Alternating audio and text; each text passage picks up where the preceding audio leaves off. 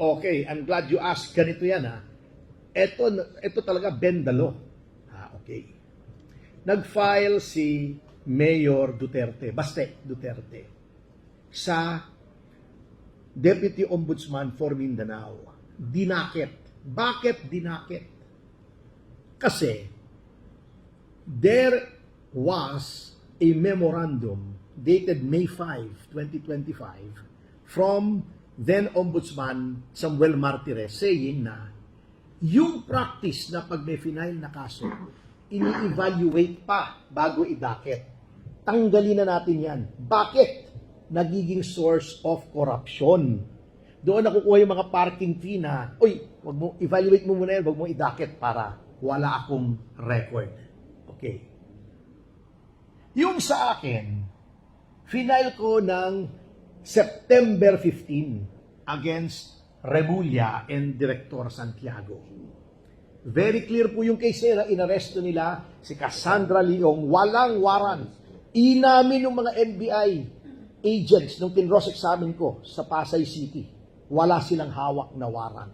Okay. Hindi dinakit. Nung tinatanong ko, bakit hindi nyo dinadakit? Meron daw bagong rule, ayaw naman pakita sa akin, na sinasabing hindi na effective yung automatic docketing, balik sa evaluation. Pero, yung final ni na Secretary Dizon dun sa mga DPWH officials, dinakit nila. Okay. Dinakit nila. So, iba na ang treatment. Ano? Yung sa akin, ayaw na idakit. May tinuturo sila na hindi daw automatic docketing. So, finloading nila. Ito ang mas masaklap. Yung sa Mindanao, para lang mabigyan ng clearance si Remulla, nakadakit na. Inandakit nila. Fact check nyo. Inandakit. Tinanggal yung dakit.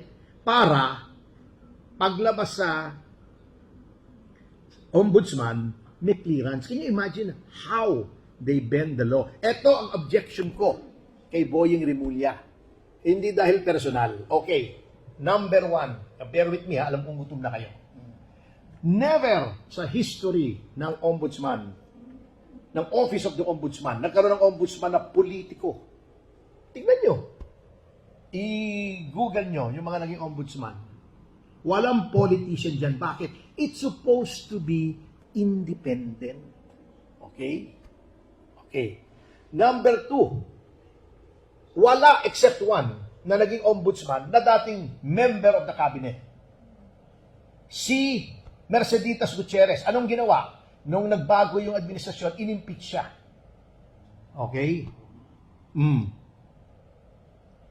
Number three, kung ang ombudsman na gustong mag-ombudsman, kitang-kita nyo na yung kamay ng Malacanang na pinipilit lahat para siya ay gawing ombudsman.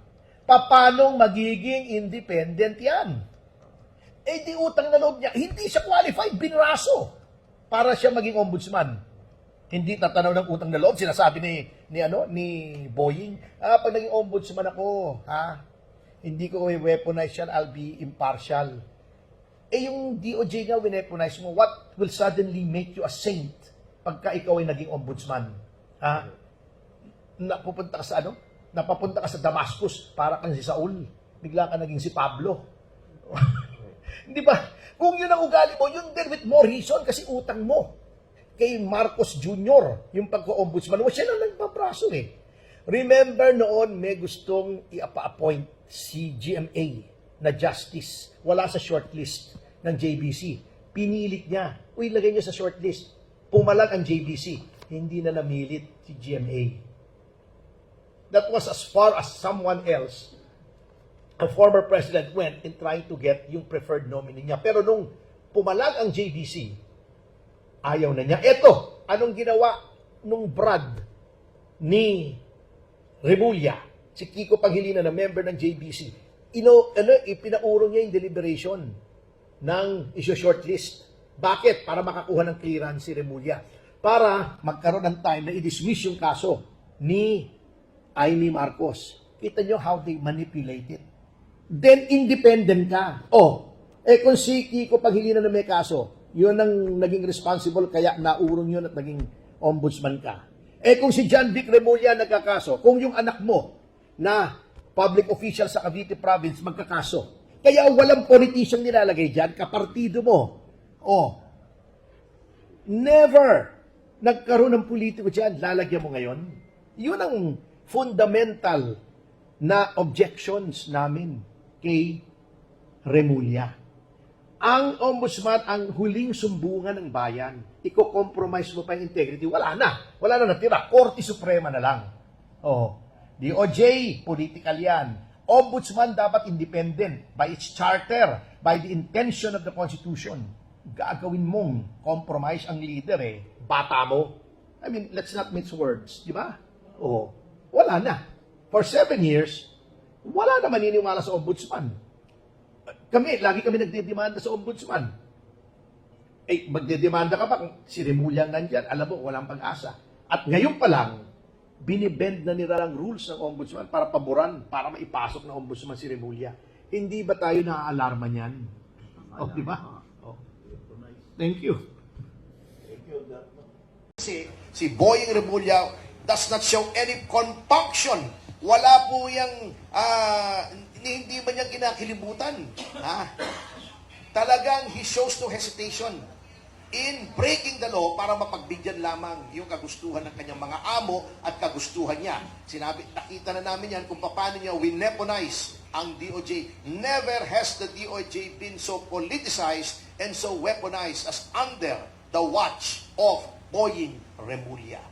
So, yun po ang end all and be all. Hindi po kami nagkakipagplastikan dito. Ginagawa namin to because ayaw namin kay Boying. Bakit? Dahil hindi namin gusto yung itsura niya. Magandang lalaki naman siya, matangkad pa.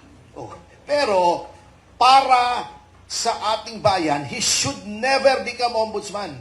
Otherwise, yung sinasabi nga ni Atty. Bondo, the last bastion of our anti-corruption defenses will crumble. Maniwala po kayo. Saan pa tayo magsusumbong? Kung compromise na yung huling sumbungan ng bayan. Okay. No problem. So, we are now open for questions, ladies and gentlemen of the press.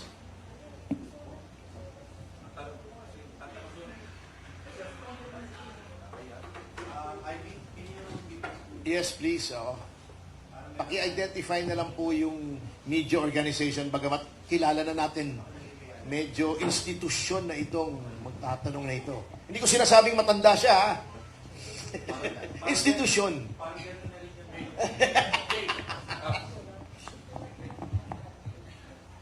So, attorney, yung mga binabanggit nyo, no? Simula kanina, yung pagbabago ng memorandum circular para dun sa automatic docketing ng mga ipinafile ng mga reklamo sa Office of the Ombudsman ay nagbibigay paborableng posisyon para dito kay Justice Secretary Boying Remulla at makakuha ng clearance na isa sa mga requirements para ma-shortlist sa JPC dito sa bakanteng posisyon sa Ombudsman. Opo. Opo.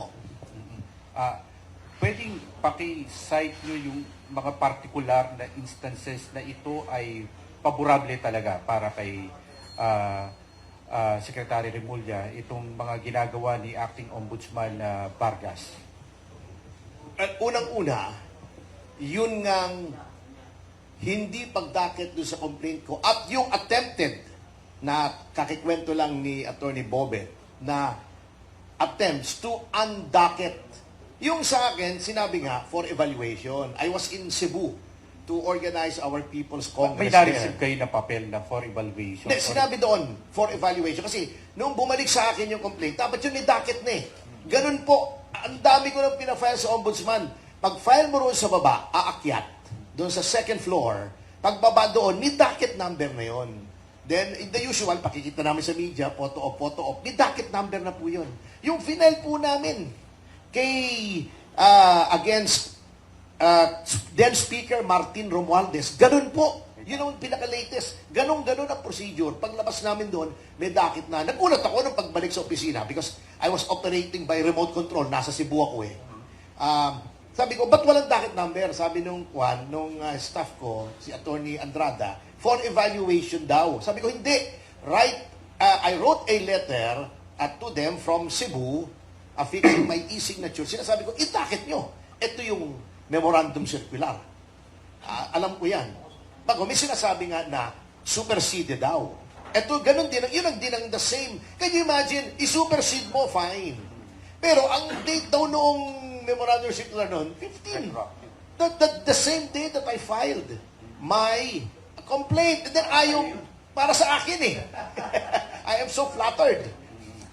Ngayon, ginagamit ninyo, can you imagine, retroactive for 10 days lang. 10 days! Meron ba naman memorandum circular? 10 days, vested interest na yung nakadakit yun. You cannot change the rules in midstream, neither can you change the rules going back in time.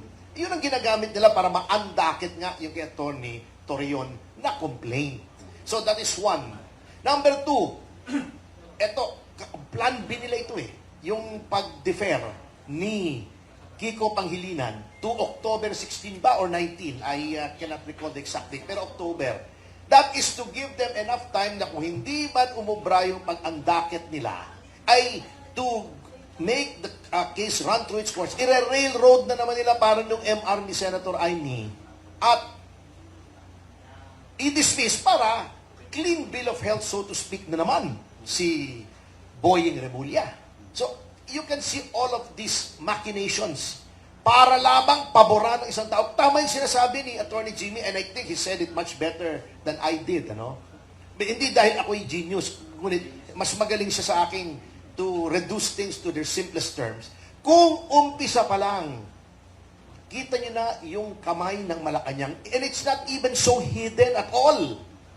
Hindi na nga tinatago na isiksik talaga sa bagang ng mga JBC members, at may mga kaibigan tayo dyan. Nasusuklam sila kay Boying Remulla, sinasabi nila, they use that word.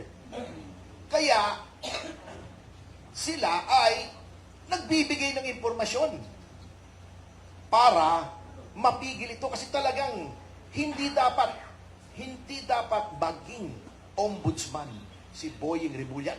Alam naman natin kung bakit isinisiksik nila si Boying Remulla dyan.